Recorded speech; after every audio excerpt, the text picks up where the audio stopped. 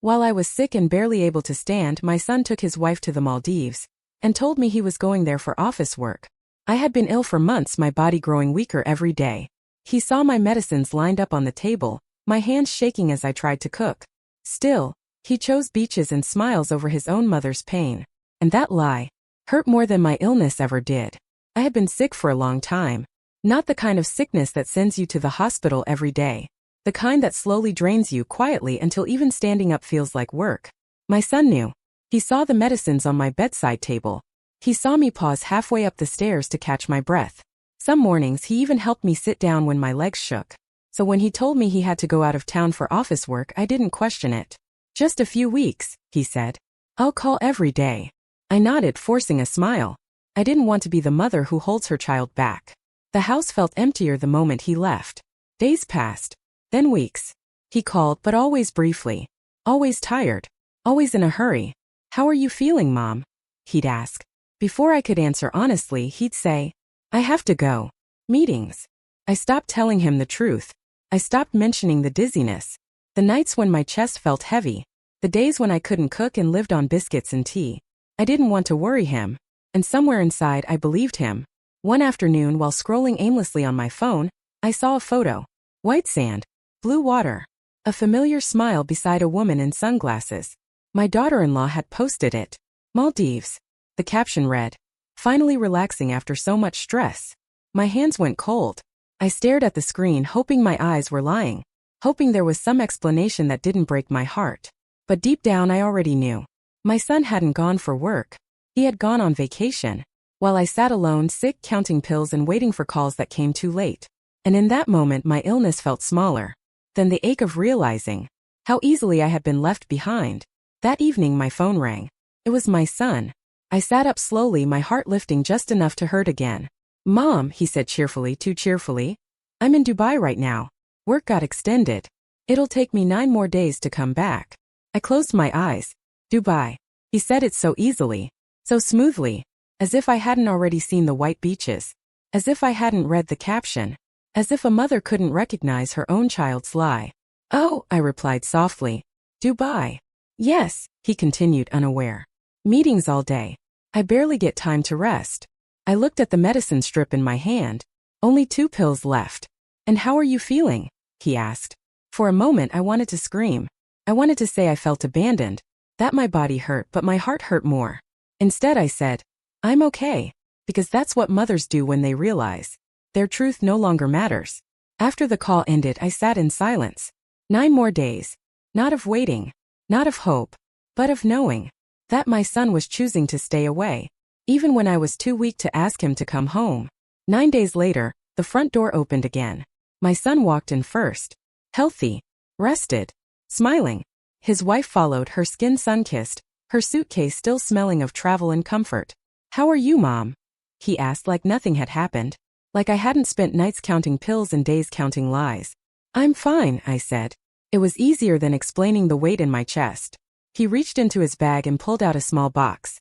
A gift for you, he said proudly. From Dubai. I took it. Gold earrings. Shiny. Careful. Expensive. I thanked him softly and placed them on the table. But my heart felt empty. Not because of the gift, but because gifts don't replace presents. And jewelry doesn't heal abandonment. From that day on, something in me went quiet. I stopped asking questions. Stopped sharing how I felt. Stopped calling him when my body hurt. I answered when spoken to. I smiled when expected.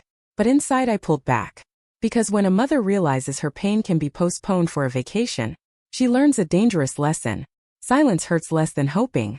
The very next day my son came home early from the office. He found me sitting on the edge of the bed, my hands trembling, my breathing shallow. The color drained from his face. Mom, you don't look okay, he said, rushing toward me. We're going to the hospital. Right now. I looked at him for a long moment. All the pills. All the nights. All the lies. No, I said quietly. He froze. What do you mean, no? I can take care of myself, I replied. I'm not a burden on anyone. He tried to argue. Please, Mom. Let me help you. Something inside me snapped. Not loudly, not dramatically. Just enough. I didn't stop you when you left, I said, my voice shaking with anger I had held too long. So don't pretend now that you suddenly have time. His eyes filled with guilt. I said go, I repeated louder now. Go back to your life. I'll manage mine. He stood there, helpless, torn between duty and denial. Then slowly he stepped back. I just wanted to help, he whispered. I turned my face away. The door closed softly behind him, and as his footsteps faded, I felt the familiar pain return, not just in my body, but in the space where a son's care should have been. The next morning, I woke up to unfamiliar voices in the living room. A man in a white coat stood near the sofa, holding a medical bag. My son stood beside him, tense and hopeful at the same time. Mom, he said quickly, I called a doctor. Just a checkup. I felt my chest tighten. I didn't ask for this, I replied. The doctor smiled politely. It'll only take a few minutes, ma'am. No, I said firmer this time. I don't want a checkup. My son looked shocked. Why are you being like this? He asked. You're not well. I shook my head. I can take care of myself. The doctor glanced between us, uncomfortable. After a moment he nodded, picked up his bag and quietly left. As the door closed, my son's patience broke. What is your problem with me? He asked, his voice rising. I'm trying to help you. I said nothing. You think I don't care? He continued. I went to Dubai for work. It was necessary. I looked at the floor. He was still holding on to the lie, or maybe to the version of himself that didn't feel guilty. I did this for us, he insisted. For our future. I stayed silent, because explaining myself again would change nothing, because he wasn't listening to my pain, only defending his choice. After a long pause he sighed, defeated. Fine, he said. Stay the way you want. He walked away, frustrated. And I remained where I was, quiet, tired, and finally aware that some people offer help, only when it doesn't interrupt their comfort. That night I packed a small bag. No arguments. No explanations. Just a few clothes, my medicines, and the strength I had left. Before sunrise, I quietly locked the door behind me and left the house where I had raised my son, not because I didn't love him anymore, but because staying had started to feel like disappearing. I went to my sister's home. She opened the door, took one look at my face, and didn't ask questions. She just hugged me and said, stay. Later that afternoon, her phone rang. It was my son. His voice sounded tight. Did Mom come to you? My sister looked at me, sitting silently on the sofa. Yes, she replied calmly. She's here. There was a long pause on the other end. She didn't tell me, he said quietly. She didn't have to, my sister answered. The call ended without another word. And for the first time in months, I sat in a place where no one lied to me, and no one asked me to be strong when I was already breaking. That evening, I finally told my sister the truth. Not the soft version. Not the version that protects a child's image. I told her about the medicines I took alone. About the nights I slept scared, wondering if I would wake up. About the Maldives photos. About the lies that kept coming, even after the truth was visible. My sister listened without interrupting. Her face didn't show shock, only quiet anger. You didn't leave, she said gently. You were pushed. I nodded. Later that night, her phone rang again. This time, my son asked, Can I talk to her? My sister looked at me. I shook my head. I'm not ready, I said softly. She told him. She doesn't want to talk right now. His voice cracked. Please. I just want to explain. There's nothing left to explain tonight, she replied. The call ended. I expected relief. Instead, I felt heavy, like choosing silence still hurt. Over the next few days, I stayed with my sister. We cooked together. We watched old shows. We sat quietly without needing to fill the space with excuses. For the first time in a long while, I wasn't pretending to be okay. I decided I would stay there a little longer. Not to punish my son. Not to teach him a lesson. But to remember what it feels like. To be cared for without conditions. The next morning, there was a knock on my sister's door. Firm. Uncertain. She opened it to find my son standing there. Eyes tired, shoulders tense, like a man who hadn't slept. I need to talk to her, he said quietly. Please. My sister didn't move aside. When she needed you, she said sharply. You went to the Maldives with your wife. The words hung in the air. My son's face went blank. Maldives? He repeated, stunned. What are you talking about? You told her Dubai, my sister continued. But we've all seen the photos. He swallowed hard. I was going to tell her. he said, the excuse weak even to himself. She was sick, my sister said, her voice rising now.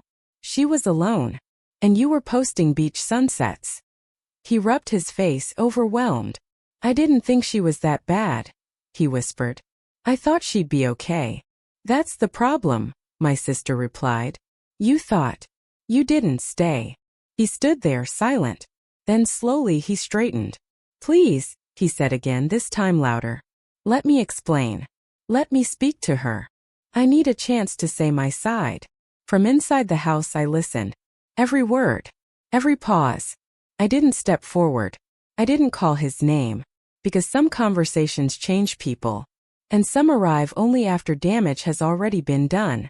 My sister turned slightly and looked back at me. I met her eyes. And for the first time since he left, I had to decide whether I was ready to hear him, or whether silence was still the only thing protecting me. My sister stepped aside, just enough to let him in. He didn't rush toward me. He stood there like someone afraid one wrong step might end everything. Mom, he said softly, please just listen. I stayed quiet. I didn't lie about Dubai, he continued. I was there for work. I swear. I looked at him then. Really looked. He pulled out his phone, hands slightly shaking, and opened his email. Flight tickets. Hotel bookings. Conference badges. Photos of meeting rooms, name tags, crowded work dinners. All dated. All real. Then he scrolled again. These, he said, swallowing hard, are from my wife. Photos of white beaches. Blue water. Smiling faces. She went to the Maldives, he said quietly. With her parents. The room went silent. I felt my breath catch. You weren't together? I asked, my voice barely there. He shook his head. No. We weren't. I should have told you, he admitted. I didn't because I knew how it would look. I was afraid you'd think I chose a vacation over you. I closed my eyes. The lie hadn't been what I thought, but the absence had still been real. I was wrong not to come home, he said, his voice breaking. I should have stayed. I should have seen how sick you were. He looked at me then, eyes full of something I hadn't seen in a long time. Regret. I didn't know what hurt more, believing he had abandoned me, or realizing that even the truth couldn't erase how alone I had felt. I sat back slowly, shocked, confused, because sometimes the truth doesn't heal you instantly. It just forces you to feel everything again. But this time without the lie to hold on to. My sister was the first to speak. She turned to my son, her voice softer now, carrying the weight of her mistake. I'm sorry, she said. I shouldn't have accused you without hearing everything. My son nodded, but his eyes were still on me. Then I finally asked the question that had been sitting in my chest. Why didn't you tell me earlier? I said. You both could have explained this to me. He took a slow breath. I wanted to, he said honestly. I told my wife we should tell you the truth. He paused. But she said no. I looked up. She said you would misunderstand, he continued. That if you heard about the Maldives during a stressful week, you'd think I chose a vacation over you. She told me to wait, he said quietly. To explain later. On a better weekend. I let that sink in. So instead, I said softly, you let me believe I was alone. He didn't argue. I thought I was protecting you, he admitted. But I was really protecting my comfort. The room stayed quiet. My sister stepped back, giving us space. And in that silence I realized something painful and clear. Sometimes people don't hurt us because they don't care. They hurt us because they choose the easier path. And forget how heavy silence can be for someone already sick and waiting. I felt the tightness in my chest slowly ease. I'm sorry too, I said, my voice low. I should have asked you directly instead of carrying my pain alone. My son's eyes filled instantly. I should have come back, he said. No work is bigger than you. That afternoon he brought my bag to the car himself. On the drive home, neither of us spoke much. We didn't need to. When we reached the house, his wife was waiting at the door. She looked nervous. Not defensive, just tired. I owe you an apology, she said, before I could say anything. I never wanted you to feel abandoned. She explained softly that she had refused to go at first. that she told her parents she couldn't leave during that time. But they insisted, she said. They're old and they needed me. I didn't know how to say no. She looked at the floor. I thought delaying the truth would avoid stress, she added. I didn't realize silence would hurt more. I listened, not because everything suddenly made sense, but because everyone was finally speaking honestly. That night, I slept in my own bed again. The house felt familiar. Not perfect, but real. And sometimes that's how healing begins. Not with grand apologies, but with people finally choosing to come home and tell the truth. A few days later, the phone rang again. This time, it was my daughter-in-law's parents. Their voices were gentle, almost hesitant. We're sorry, they said. We never meant to cause pain. We didn't realize how much our decision affected you. I thanked them, not because everything was forgotten, but because everyone was finally taking responsibility. Life slowly returned to its rhythm. Meals together, small conversations, care that felt honest again. What this taught me stayed deeper than the pain itself. Sometimes it's not betrayal that breaks families. It's silence. A small hidden truth can grow into a misunderstanding so large that it makes love feel like abandonment. And I learned something else too. Healing doesn't begin when people are perfect. It begins when they choose honesty even if it comes late.